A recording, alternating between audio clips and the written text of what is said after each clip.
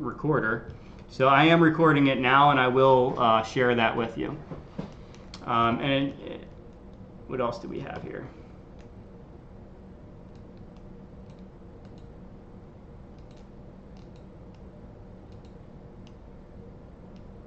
Okay, so cutting costs, dropping vendors and systems that you pay for and you don't use. We talked about that.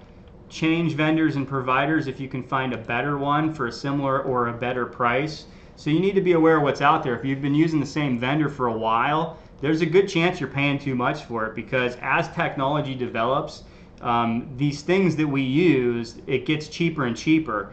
And I remember when Matterport, for example, Matterport came out. Matterport is a 3D virtual tour system that you can use to take 360 photographs of a property, and you can like walk through the property like it's like a 3D video game.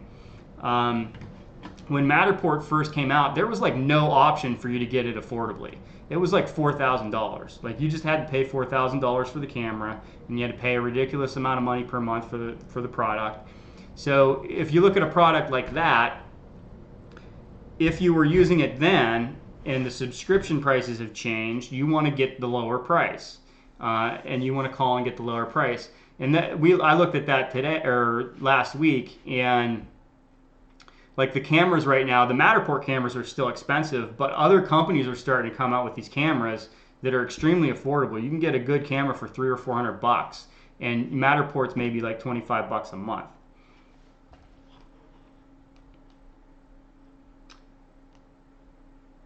Yeah, so Jason's asking, as a newer agent, would hitting for sale by owners right now be a good option?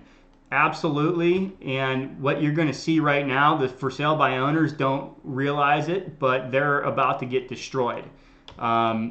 So for sale by owners are in the next couple months here going to start realizing the hard facts that, hey, it's not really that easy to sell my house.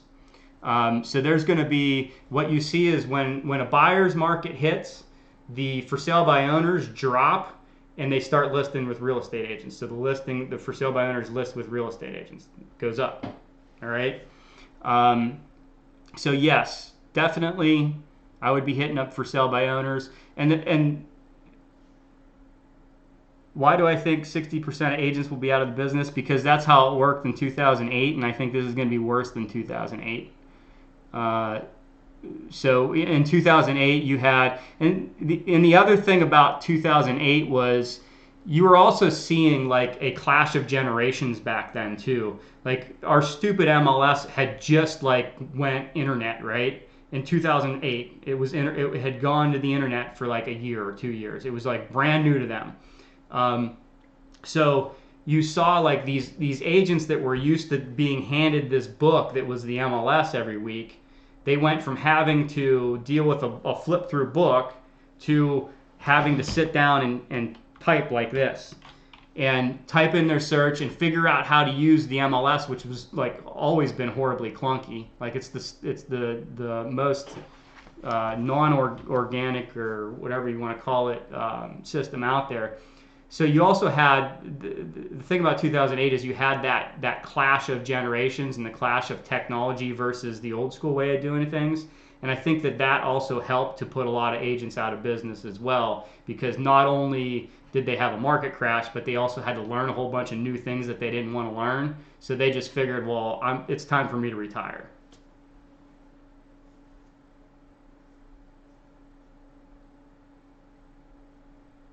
Yeah, and Jordana says that, yeah, it's been too easy as far as agents go. Yeah, lately it's been, and you see that as you get these new agents will come into the business when the market's really hot, and they'll go out and boom, they got a listing or they got a sale, and it's just because like it's just easy, it's fast.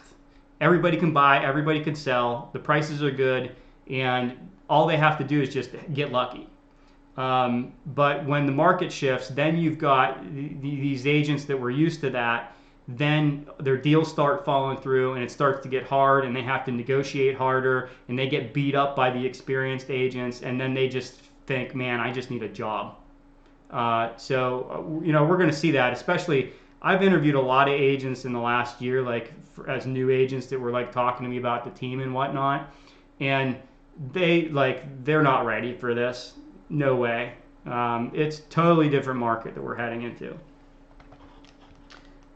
And you know, a lot of people think I'm Mr. Negativity, so I could be wrong. Chris doesn't feel ready. Well, get ready. That's what this is for. All right, so tip number 1 was cut costs. That was a long tip. We're gonna go. This is gonna be a faster tip. Tip number 2 is tap capital. Okay. Now I want to caution you. Don't get stupid here. Okay. You gotta be smart about tapping capital. All right. So what do I mean when I say tap capital? If you need it right now, you should be tapping lines of credit, and you should be taking money from resources that you can get money from. Okay. If you don't need it, you maybe should think about that, because if you don't need it and you don't have a plan for what to do with it, then I wouldn't necessarily be tapping capital. So for instance, one of the resources I have available to me is I have about a $40,000 line of credit on a credit card where they just sent me an offer. Here's your offer, Dustin. 0% interest for the first 10 months of you using however much money you want to use from this credit card. There's a 5% flat fee. So if I were to tap 40 grand from that credit card, I can do it as a cash advance, put it in my bank account, and I'm paying a 5% flat fee on it immediately, but I'm paying 0% interest for the next 10 months. That's a pretty decent deal if you're used to hard money, right? If you're a flipper or a real estate investor and you're used to hard money, that's a pretty good deal from a credit card company. The thing is, if I tap that money right now, I don't have anything to spend it on. Like, why would I tap it if I can't work on a property, if I can't put a tenant in a property, okay? So you want to be careful of that. What I was looking at, though, was these SBA loans and stuff. It was looking sketchy as to whether we're going to get money or not. So what I'm looking at there is, if I can tap that money at 5% basically for 10 months, that would give me a cushion to allow me to float one of these businesses if I had to, and put money in the operating account to keep things rolling, or to double down on like hires or whatever that I needed to do. So you want to know what's out there capital wise. You don't necessarily want to tap it unless you need it and you have a plan for it. But with that being said, as we transition and come out of this, and as I expect people to start losing their houses, and it start being harder and harder to buy a property, and the lending criteria gets crunched, the prices of properties are probably going to drop, and there's going to be better deals out there. The deals that were out here, if you're a real estate investor or work with real estate investors, Cindy, how about those deals in the last couple years? Have they been great or what? Garbage. It's been garbage out there. So now what we're going to see is the cap rates are going to go up. People are going to get desperate to sell properties, and we're going to get better deals on properties. So as things loosen up here and we're able to start working again, then I'm looking at, if I can tap that 40 grand and get me a good deal and get it turned around and put tenants in it, I'm going to do that. And I'm going to try to keep rolling as much as I can with that money. So that's where, like, one of my businesses is investing, and I'm looking at tapping that money to invest. All right.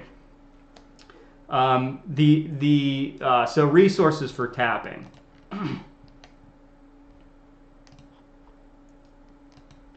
Cash may be needed to keep your business afloat, and you will want to grow your business during this downtime. And I'm not a proponent of spending money before you have money, but in some instances, it can make sense. So you want to be smart about it. Things that you should be looking at if you want to find capital: credit cards.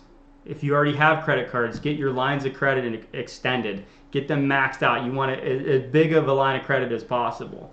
Apply for new credit cards. If you have a business entity like an LLC or an LP or whatever, apply for a business line of credit or a business credit card if you don't already have one, because then you can create business credit. And as you create more business credit, you're going to get more opportunities as the market gets better also for lines of credit. I would just say, like, tap anything you possibly can. Cindy, I'm already recording this. I use a different software for that. So you're good to go. Yep, we're good.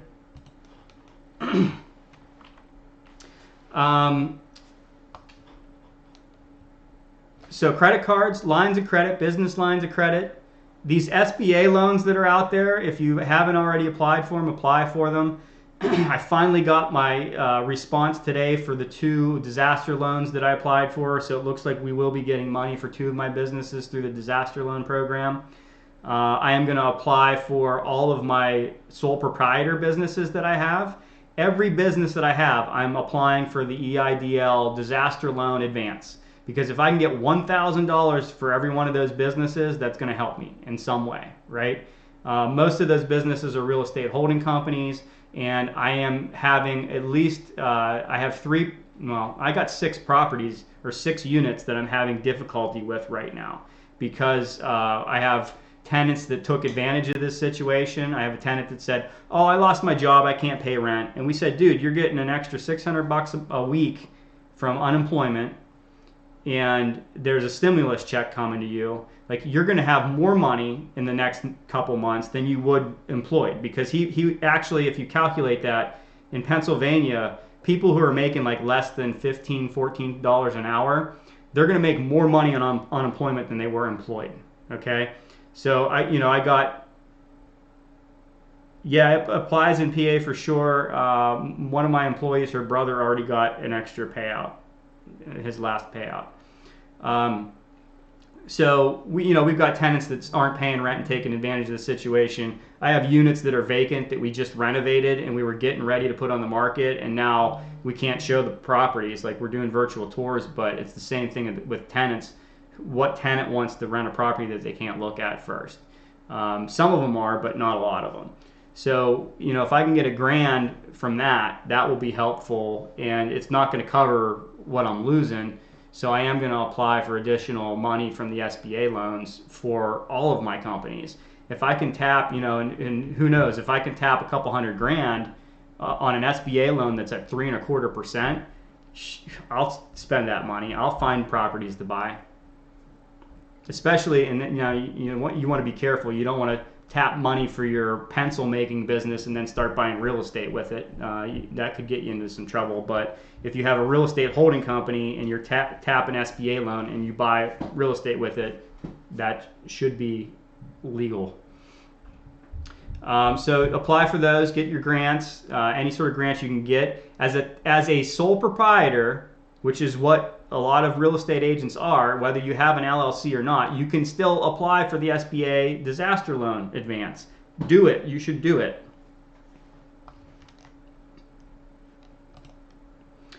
Okay, so tap capital. Now we're looking at tip number 3.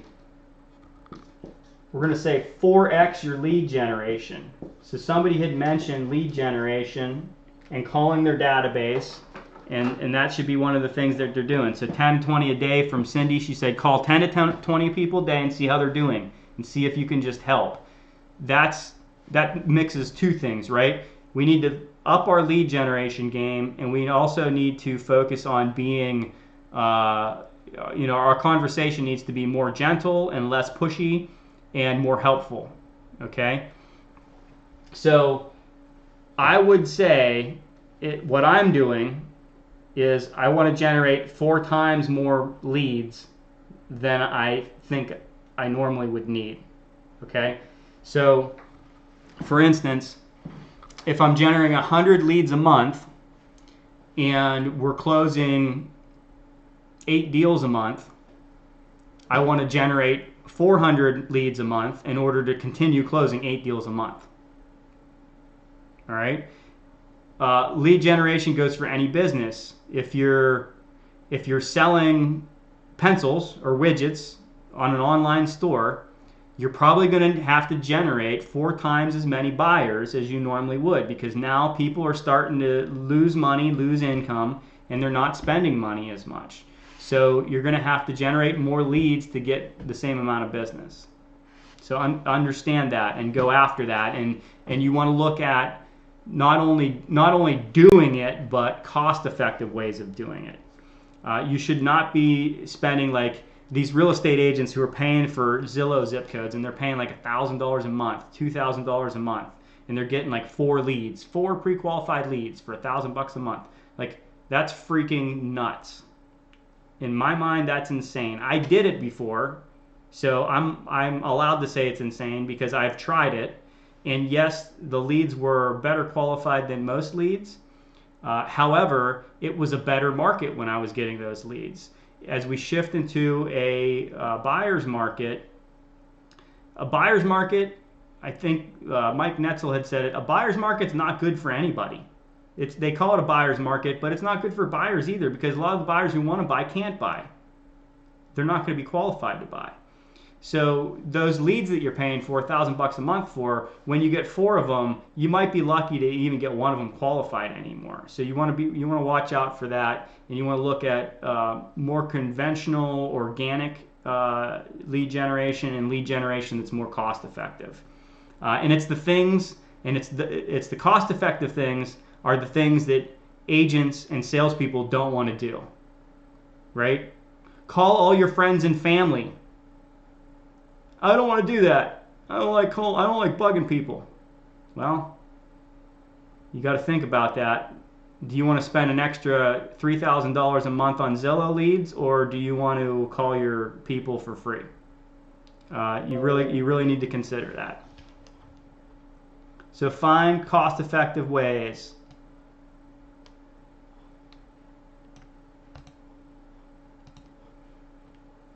And then just kind of like a little bonus add-on there is, we already touched on it as well.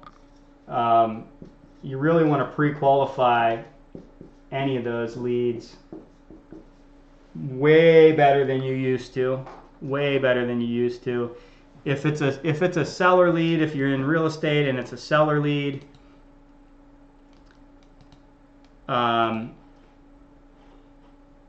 you are, sorry, I'm getting distracted here. If it's a seller lead and you don't normally qualify seller leads, and like that might even sound foreign to some of you guys, is pre-qualifying a seller lead. You need to pre-qualify a seller lead right now. So for instance, the seller lead calls you and says, hey, I want to sell this property. Great. How long have you owned it? Well, I just bought it last year. Okay, that's a red flag. You just bought it last year.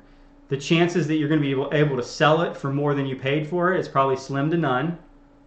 So you need to be prepared to take a loss and come to the closing table with money. Are you willing to do that? No, I'm broke. Bad seller lead, not qualified seller lead. Okay? Unless you're doing a short sale and you like doing short sales. So pre-qualify your leads. Your buyer lead calls you. Hey, can I see 123 Main Street? Oh, that's a $900,000 listing. This is a great buyer lead. Yeah, let's go look at it. No, that's crazy. Bad idea. Bad idea. You know, unfortunately, this is what my script would be. Unfortunately, in this climate right now, lending criteria has changed drastically. Have you talked to a lender in the last couple days? That would be my first question. Great. Did they give you a pre-approval? Could I see that? I would highly recommend that you get through underwriting before you start looking at properties.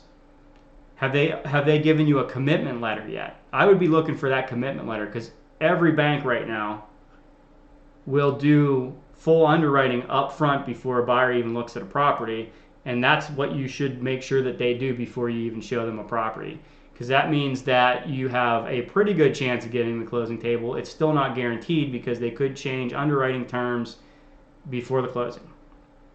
So pre-qualify, pre-qualify, pre-qualify. At this point, especially with buyer leads, if I were given a buyer lead, I was referred a buyer lead right before this lockdown happened, and I was talking to the buyer lead before the lockdown happened, and then they called me and said, hey, we're interested in that one property. Can you get us like a virtual tour of it? And we might want to put an offer in. And my conversation to them was, have you guys talked to a lender in the last 2 days? Because as of last week, lending criteria has changed. No, we haven't. You need to do that. You need to talk to them about getting underwritten right now. Okay? I'll get you more additional information on this property. Are you willing to buy a property sight unseen and never set foot in it until move-in day? Yes, we have to. Okay, qualified buyer, except they need to get approved first.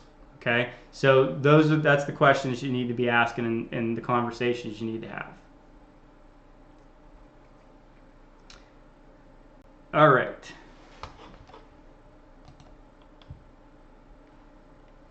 Any questions, comments, concerns? We're going to go on to step number 4.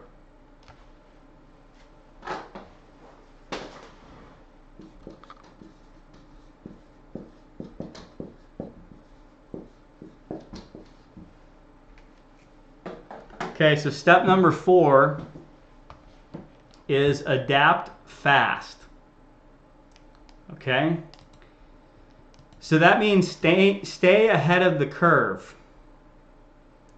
You want to predict where the market's heading. You want to predict what you need to do in order to stay ahead of the market and to stay in business.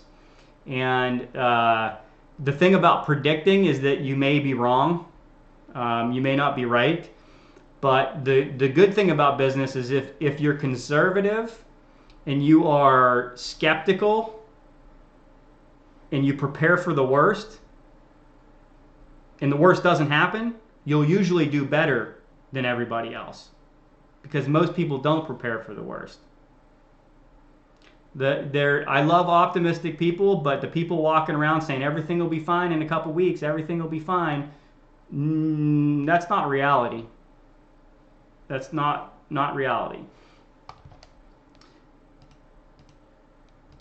Okay, so an example. So let's first look at this, right? We're going to look at this. This is a good script or conversation for you to have with a seller client or somebody if you're talking about pricing for a product, or if you have products that you're pricing that are being impacted by the market drop. This is what the stock market did. I'm simplifying, like it went up and down and it's up a little bit now, but that's what the stock market did. And the thing about the real estate market is the real estate market usually follows the stock market, but it lags behind a couple months. So the real estate market's about to do this right here as well, right? Like it's going to mimic the stock market more than likely. The real estate market is going to drop. The prices are going to drop. If we're just looking at this as like a price curve, this is what the price curve is going to look like. All right, so this is your real estate market price curve. Okay? Conversations that you should be having with sellers at the moment and how you adapt and stay ahead of the curve. Seller wants to list their house. Seller is qualified and seller needs to sell the house and they're motivated. Great. We're going to list your house. This is today, okay? So this is today. Your house is worth $250,000 based on my market analysis. My conversation with the seller. I would like to price your house at $230,000. What? You just told me that it's worth $250,000. Well, the thing is that it's worth $250,000 right now, but by the time we find our buyer, it's going to be worth around $230,000, I would bet. And therefore, we need to price at $230,000 because tomorrow your property is not going to be worth $250,000. Does that make sense? Okay. And you need to get buy-in on this. Because this is the huge difference between you selling 50% of your listing inventory and selling 30% of your listing inventory. If you're constantly chasing the market, you're not going to sell your properties. You're going to be one of those agents where 20 or 30% of your properties sell and the rest don't. Okay, so if we're predicting that, about 30 days out, the price is going to be at 230. That's where we want to price right now. And you know what's going to happen if you price it like that? You're going to sell it, and you're going to sell it quick, and you might sell it for 240 because you did the thing that no other real estate agent's doing, which is advising properly and pricing properly. And you're going to be able to get your sellers more money for their house, which is what they hired you for, and you're going to sell it quickly, which is also more than likely what they hired you for. All right? So remember that and just draw it out like this.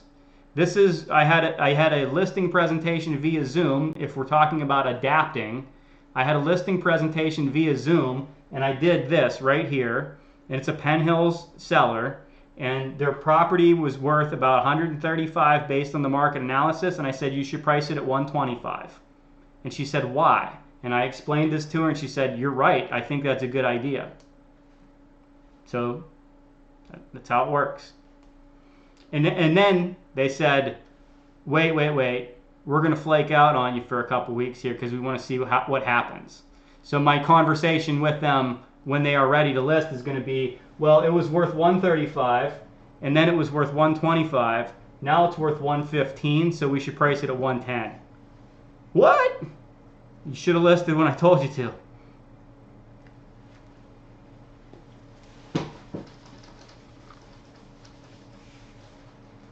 Okay, so that's an example of adapting. You need to adapt your conversation. You need to adapt what you're showing your people. You need to be honest about what you're showing your people.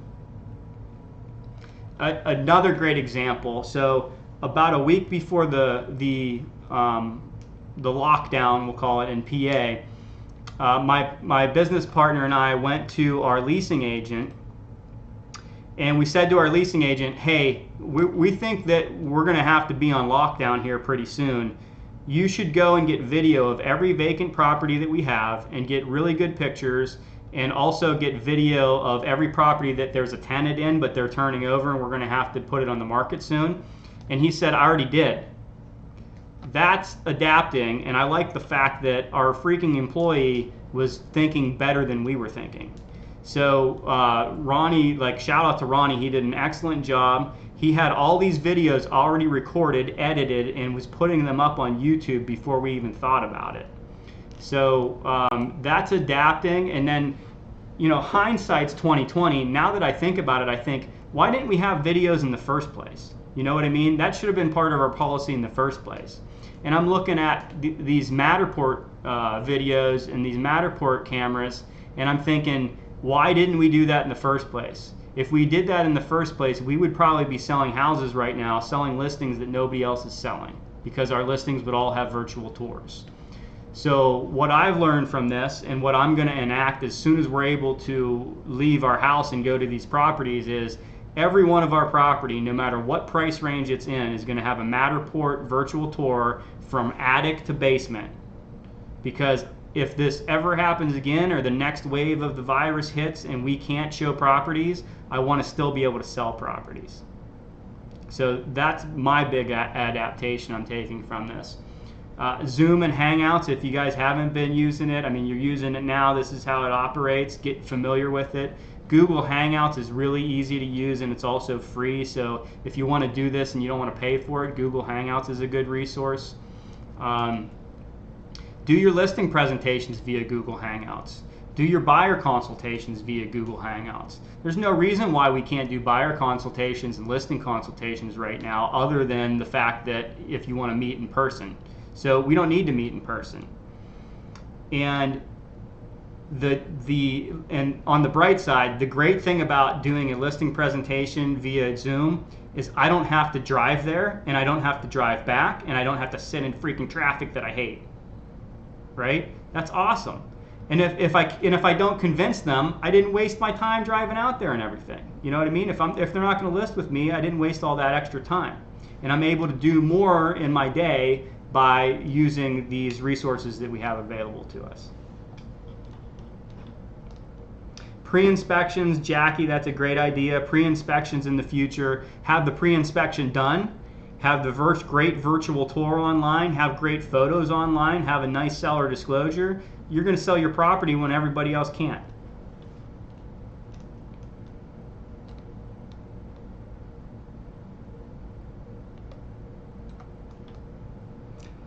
Yeah, I don't think I would be out trying to open lock boxes and stuff right now. We are technically, according to Pennsylvania Association of Realtors and the governor's office, we are not even supposed to take a video of a vacant property. We are not supposed to take pictures of the exterior of a property. Like, we are not supposed to go anywhere. So I wouldn't do it. And the fact of the matter is, your license is on the line. Like, that's all there is to it. To me, I wouldn't care. If they just said, I'm going to fine you, I'd probably still be going taking pictures of vacant properties. But if they're telling me they're going to fine me and take my license, this is my business. You know what I mean? Like, my license is my business. I'm not going to give that up. Agents are essential everywhere, Rob. The only place they're not is Pennsylvania. So the federal government has stated that real estate sales is essential and life-sustaining, and Pennsylvania has stated that it's not, and we have legislation trying to push and say that it is. Again, I'm all for protecting our health and protecting the health of our loved ones. However, I do think, part of the fact that we're being tried to stay, stuck in the house is kind of dumb. Like, there is vacant properties that, as long as you're protecting yourself, it should not be that risky to go take pictures of a vacant property or take video.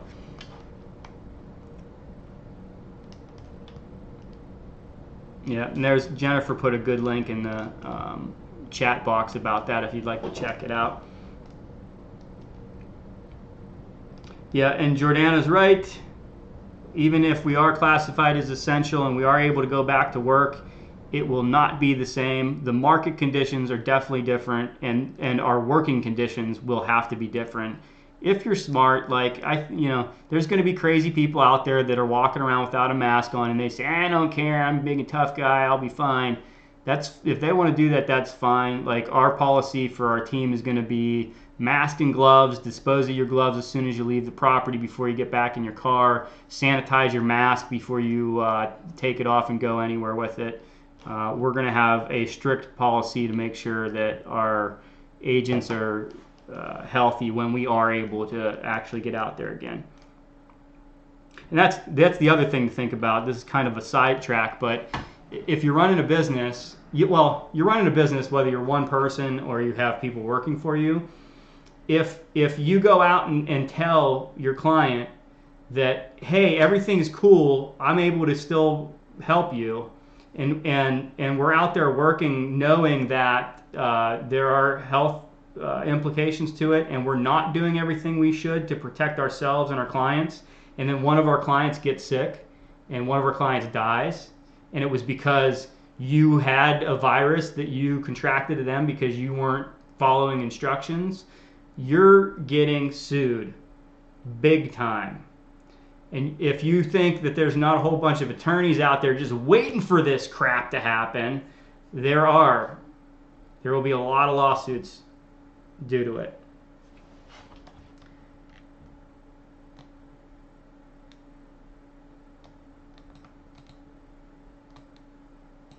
Yeah, so the people that are 90 days away from foreclosure or less, we could be very helpful to them. Yeah, and Jen says E&O does not cover you for that. That is not what E&O insurance is for. That is, general liability insurance probably won't even cover you for that.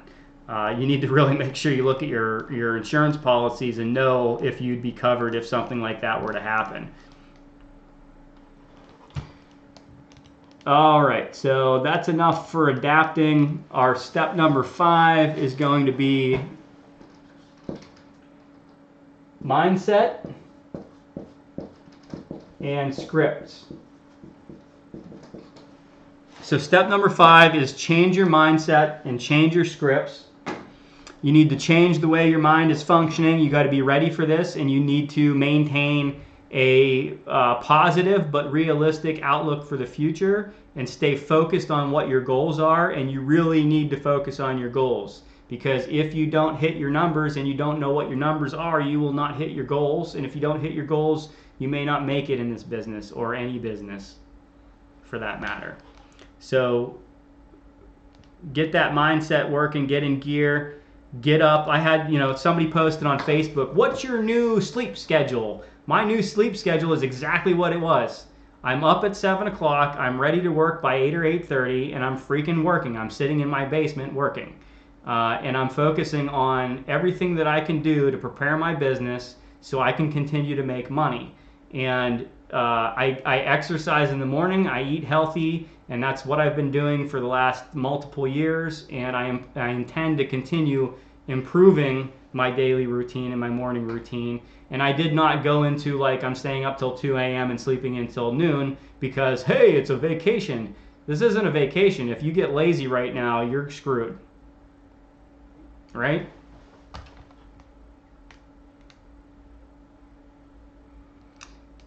Yes, subject to, so we're going to see, Rob's asking about subject to. During this shift, you are going to see the possibility for creative financing and other opportunities like that that you may have not otherwise maybe experienced. So back in 2009 and 10, I picked up some of my best real estate deals where they were owner finance deals and land contracts. So as the market decreases, the market gets bad, you find more possibility for that because owners get desperate and banks aren't lending, so they have to do other sort of scenarios in order to get property sold. So yes, as an investor, you should look at that and you should focus on deals that you can find like that. And if you're not an investor, but you want to get deals closed that otherwise other people couldn't get closed, you need to think creatively.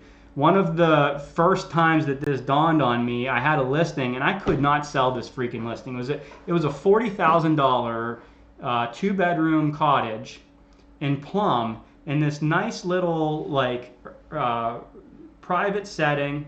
It had a nice chunk of land to it. It was such a nice little house for 40 grand. And I thought, man, this thing is, somebody's got to buy this thing. It's so cheap.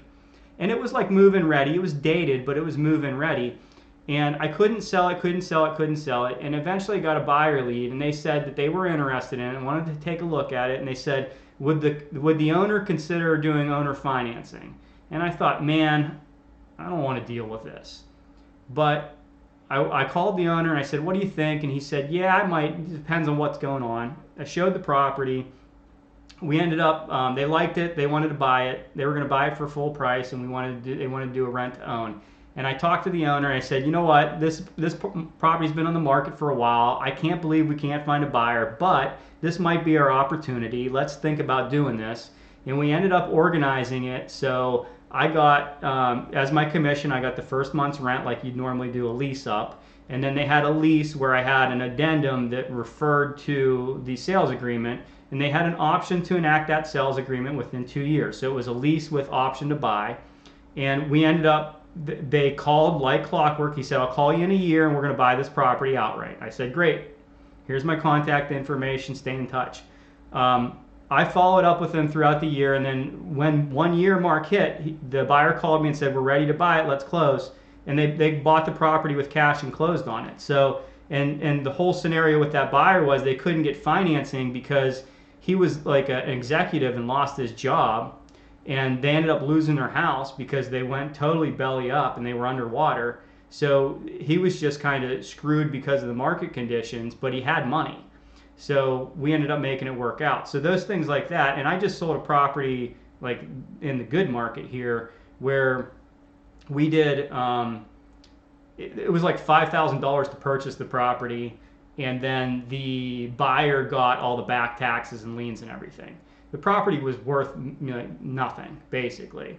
But because we were creative about how we approached the marketing, we were able to sell it and find a buyer who was happy with the terms and ended up taking all these back taxes and stuff from my client. My client got $80 at the closing table. Out of $5,000, almost all of that was my commission. Now, you may be like, what was that seller thinking? That seller wanted out of that property, and he owed over $14,000 in back taxes and stuff. He was ecstatic to walk away with $80. So that right there, that's another example of creative financing, and that's something that you could do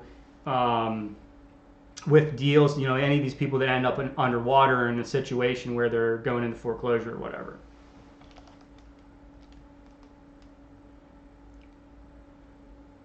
Always opportunities. That is correct, Jordana, and we will find more opportunities very soon, I bet you. So change your mindset, change your scripts. I know we're running a little bit over time, so I'm going to make it snappy. The scripts, basically, you want to be more apologetic right now. Like, I have email campaigns started where the beginning of the email is, I know it's trying times right now, and I'm very sorry for bugging you, but I wanted to keep you apprised of what's going on in the real estate market. So I'm opening up with the gentle introduction. It's not just like, hey, bam, selling you stuff. So it's a little bit more passive and less assertive and more apologetic and gentle, we'll call it. So be apologetic, be gentle, and be honest. Like I said, make sure you're giving good advice, because it will come back to bite you if you are just working for yourself and not working for your clients. And last but not least, our bonus tip is invest in yourself and invest in knowledge right now. If you have more time on your hands, which a lot of people do at the moment, I found myself where, I spent hours last week following up with listing leads, and nobody answered their phone and nobody called me back, and these are all warm leads. Like, I should have an easy time converting them. And I thought, man, if I would have spent that time learning something else, it would have been more productive than me following up with those leads at the moment. So, not that you shouldn't be prospecting, but if it's not working, then shift and spend your time learning a valuable skill that you can implement either to make more money or further your business. And honestly, one of the things that I'm looking into right now is doing Amazon FBA, selling products on Amazon, which is something I've always been interested in and never had time to learn how to do. And by me looking into it, number one, I realized I still don't have time to do it. But number two, I found an opportunity where there's an Amazon FBA seller who does very good at it and teaches people how to do it. And he opened up a partnership business where he will partner with people like me who don't have time for it but want another business. And essentially, I fund the business, he operates the business, and then I get a large stake in the business. So that sort of stuff, I never would have come across that if I hadn't sat down and focused on learning something new that I didn't already know.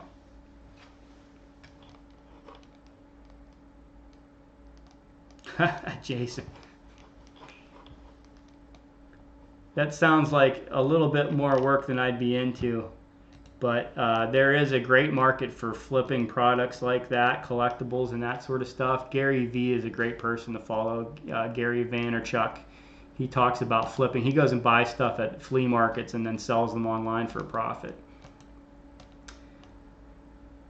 All right, so that's it. I hope I hit most of the items that we wanted to talk about. If you have any questions, you want to unmute yourself and chat still, I'm happy to stick around for, I think I've got another half hour before I have to go anywhere else. I know we're running late, but I'm happy to stick around and chat for a little bit. Yeah, I got a call at 3 o'clock, but so I got 24 minutes.